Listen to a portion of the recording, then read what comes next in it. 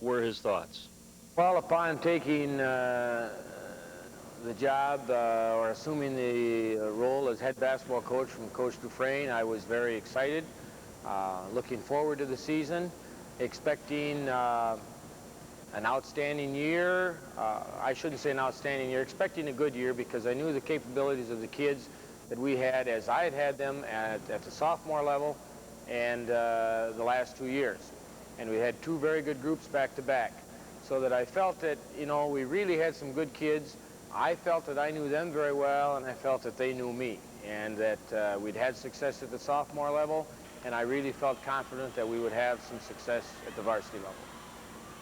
Well, you know, I had the advantage at being Coach Dufresne's assistant for a number of years, 18 or 19, 20, whatever.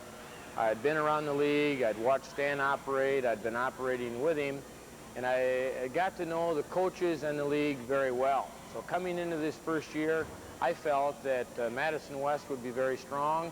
I felt Madison East would be very strong. I looked for a little bit more out of Sun Prairie. I knew Beloit was going to be strong because in the summer tournaments and looking around, watching their kids play, you know, it gave us a good idea that they had the quickness and that they would be very capable.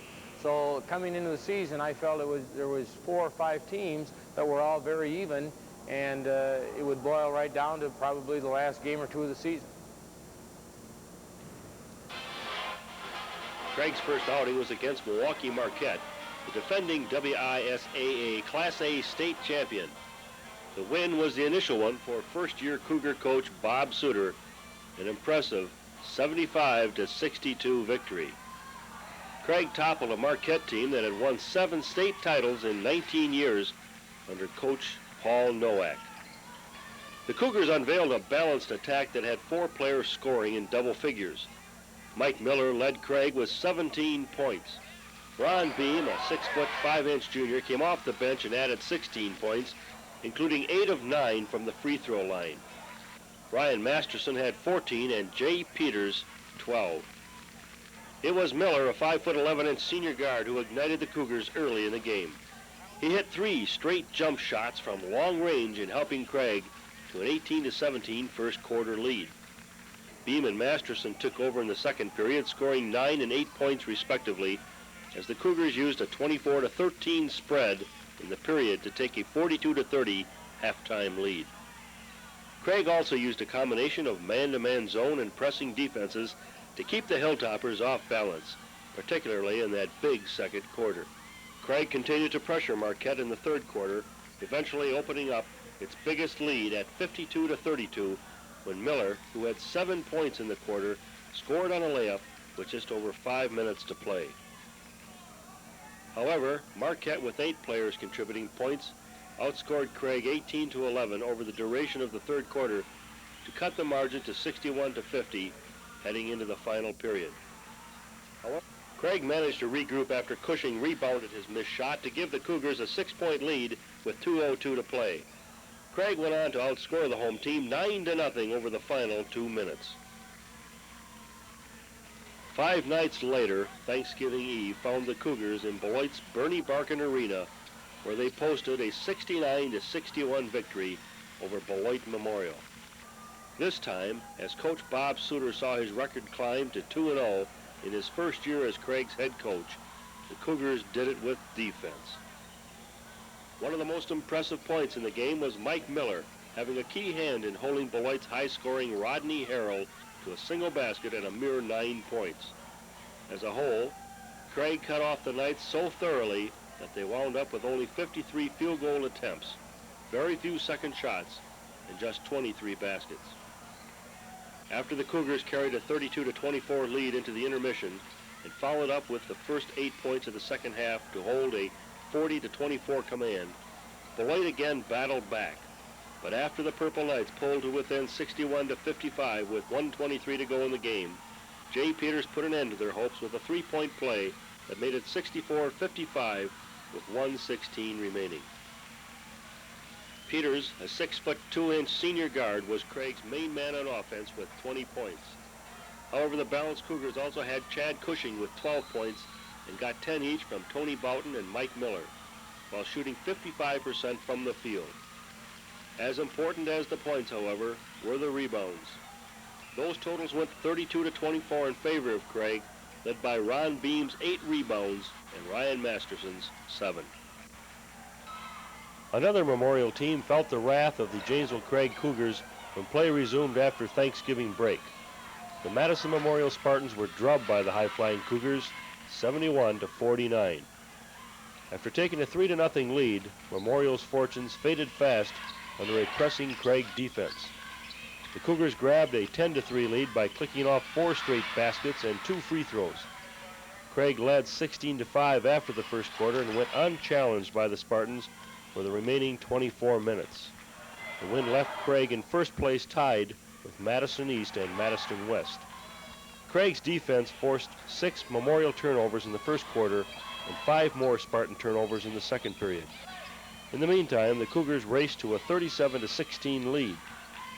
The Cougars' offense was paced by Ryan Masterson's 13 points, 8 coming in the first half. Chad Cushing added 11, while teammate Tony Boughton scored 10. Overall, 12 players scored for the Craig Cougars, and everybody got into the game. The 71-49 victory over Madison Memorial pushed the Cougars' record to 3-0 for the season. The following evening, the Cougars took a 15-point lead into halftime against the Madison Edgewood Crusaders, only to see them close to within 5 points in the third quarter.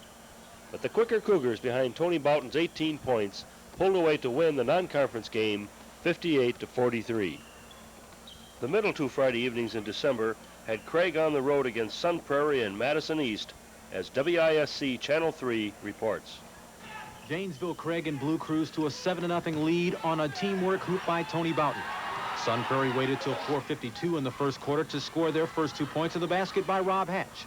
Craig led 12-6 on the jumper by Jay Peters, but the Cardinals ran off a string of 7 straight to lead 13-12 at the end of the quarter. The teams exchanged the lead 5 times the first 3 minutes of the second quarter before Mike Miller's jumper put them ahead 18-17. Craig led by 5 at 24-19 and 8 at the intermission, 32-24. The Cougar defense forced the Cardinals into turnovers the second half while streaking on a 9-0 tear to climb to a 15-point margin with 2 minutes in the third quarter. Craig maintained their poise the remainder of the game, beating the Cardinals on Chad Cushing's 20 points and Jay Peters' 15, 64-49 for their 5th victory without a defeat. Sun Prairie falls to 0-5. Eric Brown, WISC News 3 Sports, Sun Prairie. Well, Stan Dufresne is no longer coaching at Craig, but even without him, the wins are still coming. Bob Suter and his Cougars are the subjects of our winner's circle.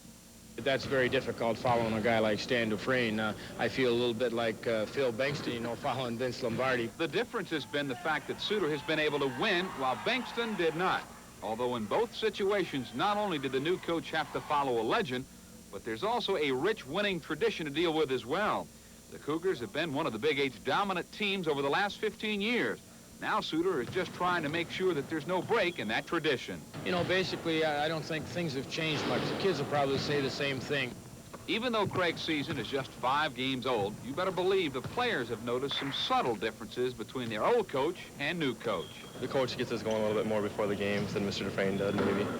But at halftime, Mr. Dufresne seemed like he got on us a little bit more. On Friday, Suter's Cougars faced their first tough conference assignment when they traveled to play unbeaten Madison East.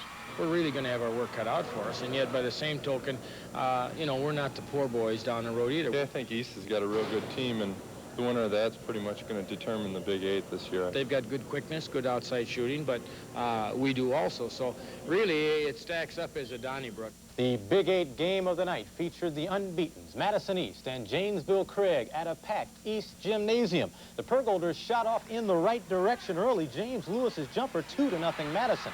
But that was the lead for East. Janesville Craig tough from the outside. Jay Peters swish from the right. And I tell you, he did the same thing on the left side. Craig leads 21-12 after the first quarter. Peters had 16 for the night. Chad Cushing was tough to stop inside. He also had 16 points. The Cougars led by 17 at the half, 41-24.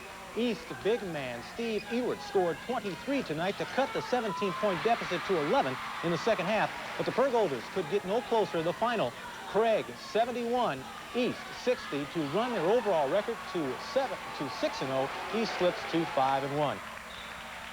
The night after the Madison East encounter, the Cougars throttled Kettle Moraine of the Parkland Conference 81-54. Ryan Masterson was high scorer with 20 points. The Cougars posted wins 8 and 9 during the Christmas break by winning their own Cougar Classic Boys Basketball Holiday Tournament. Craig won the first round game 75-60, handing Milton its 7th loss of the season without a victory. The Cougars opened an 18-10 first quarter lead behind the 6-point performance of Mike Miller.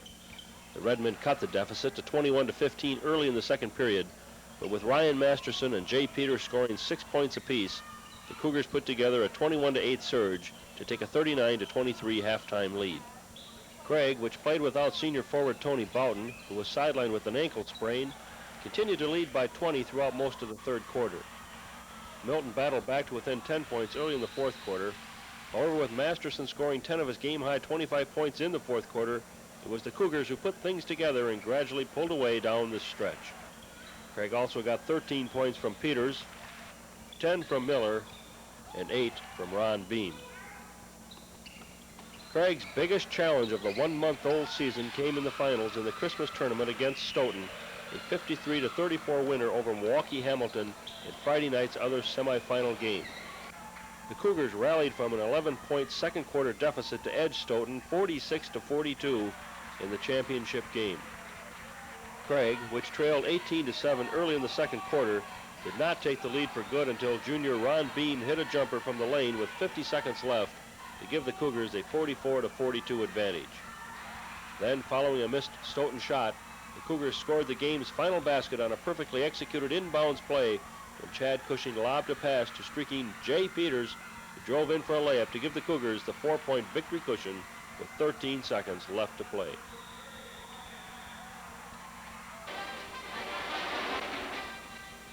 At the conclusion of the Christmas break, the Cougars extended their league record to 5-0 by dropping Lafollette's two-time defending Big 8 champions. Craig built an early 23-14 lead while shooting only 40% in the first half, which ended with the Cougars holding an 11-point, 31-20 lead. Craig extended its advantage to 41-24 at the outset of the second half, but failed to make the most of Lafollette's 21 turnovers. Craig's inconsistency also showed up on the free throw line with a 7-for-15 performance against the Lancers. Lafollette got an 8-point third quarter from junior guard Mike Corbett, and they were back in contention at 53-47 with less than 4 minutes left in the game. After that, the Cougars again asserted themselves with a 14-4 finish. Jay Peters, Tony Boughton, and Ryan Masterson all contributed to an 8-2 spurt that made it 61-49 with 2 minutes remaining. Peters, Masterson, and Tony Hummel then accounted for the final 6 points to put Lafollette out of sight. Peters wound up as the high scorer with 17 points. Masterson contributed 15 to another balanced performance, which saw 8 Cougars produce points in the 67-51 victory. Following that Lafollette victory, the Cougars, who had been ranked second in the initial Associated Press Class A state poll, found themselves the top-ranked team in the state as they headed into the first Parker-Craig confrontation of the boys' basketball season. The first-place ranking came after a Brookfield East 53-48 victory over first-ranked Neenah. Using superb defense, Craig demolished Janesville Parker 71-38. In the process of keeping a clamp on the conference race, Craig also continued its domination of the City Series with its most decisive victory in the 20-year history of the crosstown rivalry. The Vikings were held to a mere 12 points in the first half against an aggressive Cougar defense. With the offense stepping into high gear, Craig made 31 of 54 field goal attempts in the game for a 57% shooting average. In the second quarter, where the Cougars outscored the Vikings 18-2, Craig had 2 streaks of 10 and 8 straight points, which produced an imposing 32-12 halftime lead. Still, the most imposing part was the Cougars' defense, which limited Parker to only a basket by Joel Schmitz in the second quarter and forced the Vikings into 26 turnovers for the night. In all, Coach Suter used 15 players, and 14 of them scored, led by Ryan Masterson's 15 points, Jay Peters with 12, and Chad Cushing with 10. Craig's offensive balance also hurt the Vikings. Whenever the Cougars were successful in getting the ball to Cushing underneath, it usually resulted in a score. However, when that wasn't happening, then Mike Miller, who scored 8 points in the game, and Jay Peters did damage from outside. On the other end of the court, however, the Craig defense limited Parker to 12 field goals in 36 attempts for a 33% average and carried Craig to a lead in the second half, which slipped below 20 points on only one occasion. The victory, which gave Craig a perfect 6-0 Big 8 record while dropping Parker to 1-6, set up a confrontation the following Friday night at Madison West. Going into that contest, the Regents trailed Craig by only 1 game. Wisconsin's #1 club, Janesville Craig, put its unbeaten record on the line at Madison West in a big mid-season Big 8 battle. The Regents were hoping to move into a first-place tie with Craig. Mike Miller cracked the scoring column first, hitting from the right side for the visitors. Miller finished with 14 points on the night. Later, he set up Ryan Masterson from the top of the key that he swished for an early Craig lead. Madison West fought back. Chris Ring comes out of a crowd for a jumper. He had 21 points. On the other end of the floor, Ring with the fast finger starts a West fast break. On the other end, Chris Harrington will score. Darren Brown later hit Ring for yet another layup, and West had its biggest lead of the game at 6 points. Craig proved tonight why it's #1, though. Jay Peters converts a layup from the right side. He scored 11. On the other side of the floor, Masterson scores a goal. He led the Big 8 leaders with 20, and Janesville Craig continues to roll, winning their 12th straight game to stay in first in the conference and #1 in the state. Elsewhere in the Big 8, a big upset at Sun Prairie. They beat Beloit 63-61, Sun Prairie's first win of the year. Beloit was 5th ranked in the state. John List had 34 for the winners. The second half of the Big 8 conference season opened for Craig just as it had in the first half, with a win over Beloit Memorial. No way, though, was this a repeat of Craig's 69-61 conquest at Beloit in November, during which the Cougars climbed to an early 18-point lead. This time, the Purple Knights clearly came to play and did so with some dazzling outside shooting by Mike Freitag and quickness the Cougars found difficult to control. Freitag sank 4 of 5 outside shots in the first quarter, while powering the Purple Knights to a lead they were to relinquish only momentarily before the final period.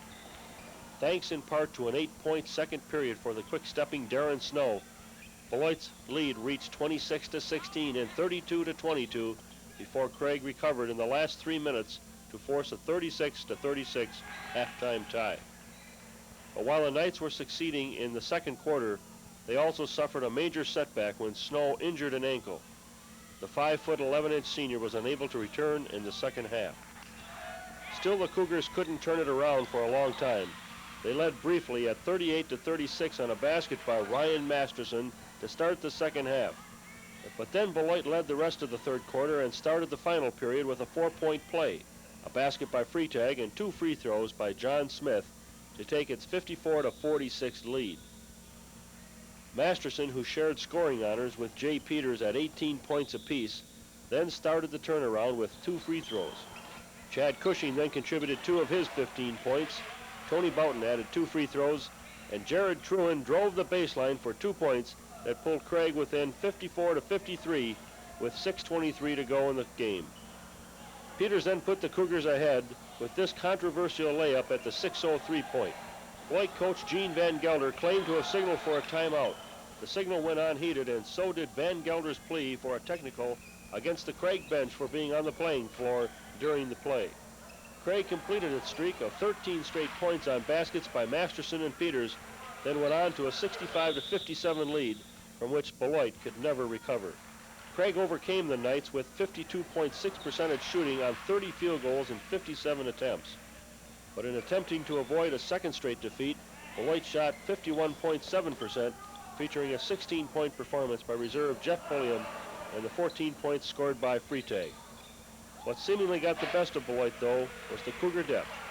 It included clutch performances by Truen, Tony Hummel, and John Swada. A standing room-only crowd in the Cougar Gymnasium saw Craig beat Beloit for the 16th time in their last 19 meetings and go 13-0 for the season. The fans also saw Craig climb to 8-0 in the Big 8 Conference and protect its 2-game lead over Madison West. The following evening, the Cougars sank the Stoughton Vikings 90-73 in Stoughton. This was a rematch of the earlier game played in Janesville during the Christmas holidays. All 5 starters for the Cougars scored in double figures, with Chad Cushing leading the way with 21 points. During the week ensuing the Beloit-Stoughton victories, Jay Peters was named by the Milwaukee Journal as one of the state's 10 top guards, and USA Today included the high-flying Cougars among its top 25 high school basketball teams in the nation. It was then on to Madison Memorial as Stu Hoffensberger of Channel 3 reports. Janesville Craig carries a big fat target around with it in every basketball game they play these days. Opposing teams love to zero in on number 1. And tonight it was Madison Memorial hoping to hit the bullseye. And early in the ball game, the Spartans did just that. This was Phil Moss with the jumper as Memorial led early. But Craig hit the target a lot tonight, too. Jay Peters from outside. And the Cougars showing a lot of hustle all night long. Look at Chad Cushing chase down the ball and get the easy 2-pointer. The Cougars were getting a lot of 3-point opportunities as well. Mike Miller scores, and he's fouled and would hit the free throw. Later, Ryan Masterson hits a pull-up jumper, this time from the left side of the floor, and he goes to the free throw line. Jared Truan a little later worked the baseline, and he got the ball inside to Cushing, who went to the free throw line as well after scoring the basket, and it was Craig earning an 18-point victory over Memorial. In other high school action, Sun Prairie, after losing their first 11 games, has now won 4 in a row. They beat Madison East tonight. On Saturday night, the Sun Prairie Cardinals found out that it doesn't take much more than a minute or two to get into deep trouble against Janesville Craig. The upstart Cardinals learned that lesson by being taken out of contention in the last 2.5 minutes of the first half, and were then buried by Craig's depth 80-58 in the Big 8 conference game. The Cougars shot down Sun Prairie with a decisive 11-2 surge that carried them away from an 18-17 edge. Prior to that, however, Coach Bob Suter was concerned, especially after Sun Prairie stuck it to the Cougars 9-8 in an uneventful first quarter. From the start, however, the Cardinals were missing the sharp outside shooting they had featured in their 4-game win streak. They were also inconsistent with a 20-for-33 performance at the free throw line, where they had been the best in the Big 8. John Brennigan, Sun Prairie's 5'10 sophomore guard, came into the game as the conference scoring leader. However, he made only 2 of 10 field goal attempts in the first half and 5 of 18 overall against Craig. He finished with 18 points, but 11 of them came after the Cougars had captured a 20-point lead in the fourth quarter. John List, the 5'9" senior guard, also struggled for Sun Prairie. He scored 17 points, but made only 6 of 19 field goal attempts for a team that connected on only 19 of 54 for 35%.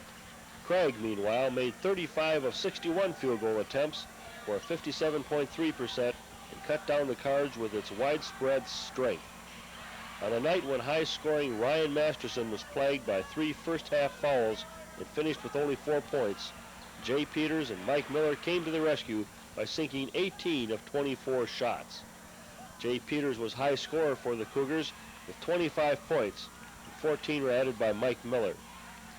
Peters got a 3-point play and scored off a steal to ignite the surge that carried Craig to a 29-19 halftime lead. That gave him a 9-point period, and he added 8 more in the third quarter while helping the Cougars gain a 53-35 lead in a game in which he made 11 of 15 field goal attempts. At the same time, Miller was on the mark with his spectacular outside shooting. The 5'10" senior guard was 3 for 4 in the second quarter, 2 for 2 in the third, and 2 for 3 in the final period. Craig also collected 11 points apiece from Chad Cushing and Ron Beam. Along with Beam, solid reserve roles came from John Swata as well as Jared Truan and Tony Hummel.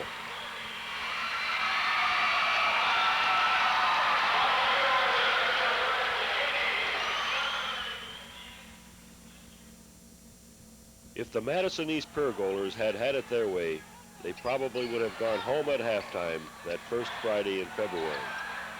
But unfortunately for them, they stayed around for the second half. And in doing so, they got trapped into another loss to the host Cougars.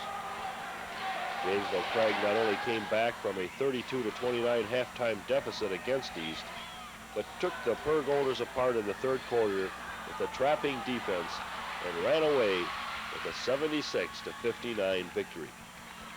It was the 17th win without a loss this season for the Cougars, who remain rated #1 in the state Class A division.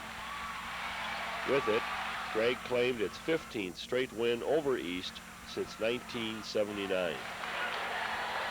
The Pergolders simply were overpowered by Craig's press in a 28-point third quarter for the Cougars, who built a 57-48 lead and went on to win with the help of 21 points from Jay Peters and a staggering 33 turnovers by East.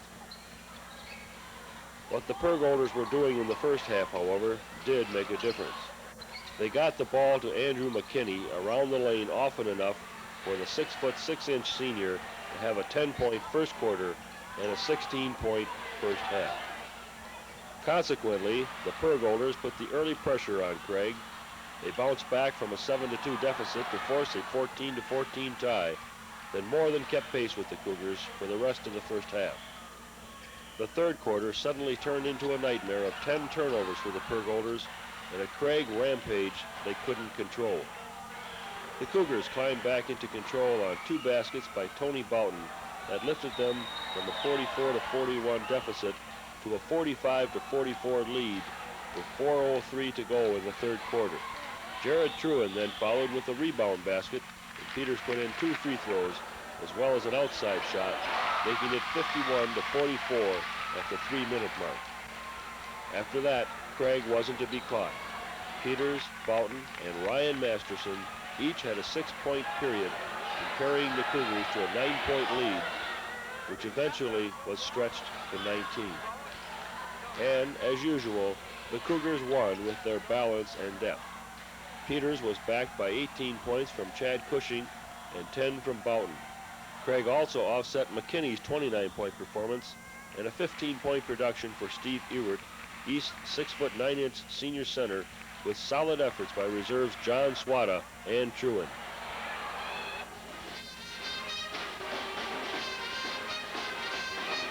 One of the biggest scares of the season came in the second encounter against the Lafollette Lancers. With 2 minutes 39 seconds remaining, the Cougars found themselves down 61-55. Craig, who held Lafollette without a field goal over the last 3 minutes and 20 seconds, drew to within 1 point after 2 free throws and a turnaround jumper by Chad Cushing and 2 free throws by Tony Hummel. Ron Beam followed with a bank shot to boost the Cougars into the lead. Tony Boughton sank 2 free throws and Chad Cushing another bank shot, providing the Cougars with their heart-stopping 64-61 win. Cushing was high scorer with 18 points. A capacity crowd at the Craig Gymnasium was on hand for the second Craig Parker confrontation of the season.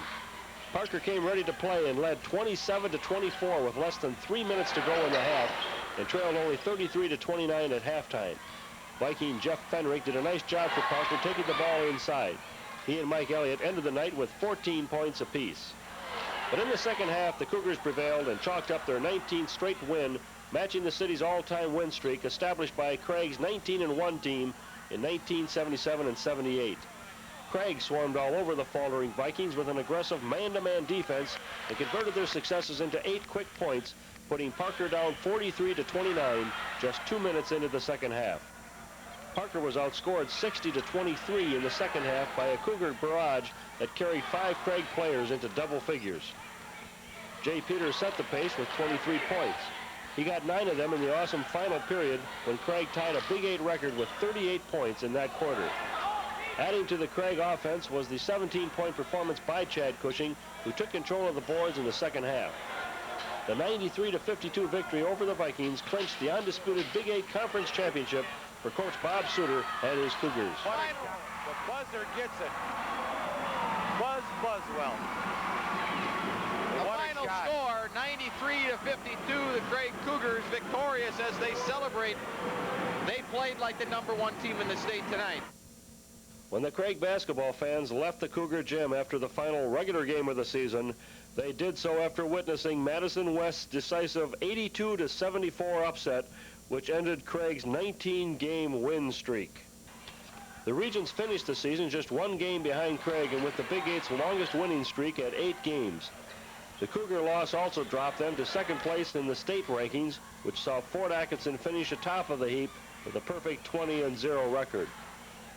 The seemingly invincible Cougars were helpless in their efforts to offset West's most deadly weapon, free throws. No matter what Craig tried to accomplish in the game, West responded.